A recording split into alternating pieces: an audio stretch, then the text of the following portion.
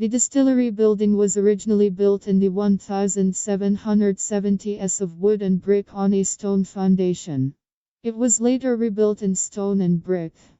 The building includes several rooms and a basement built in different years of the 18th century, as well as extensions of a later period, 19th century.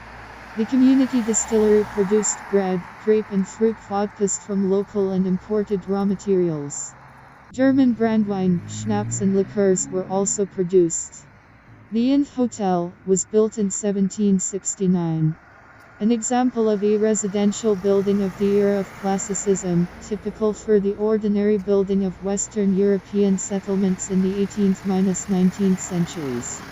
Initially, in 1766, the visiting inn, yarder, community apartments, was combined with trading and bread shops, as well as with a tobacco factory.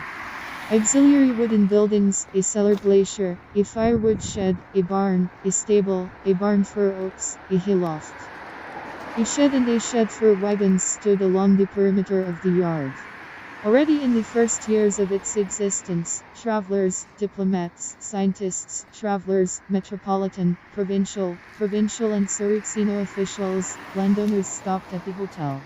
In 1769–1773, the courtyard building had 2 family apartments, 3 guest rooms, a cellar. A German-style tavern and kitchen were located on the first floor. Food was prepared in the kitchen of the tavern, in a large German-type cooking oven with a stove, a vault and an open hearth. In the morning, the servants went around the rooms and collected orders for dinner. There was a buffet with takeaway and drafts. Tea or coffee with sugar, cream and muffins could be ordered from the samovar at any time.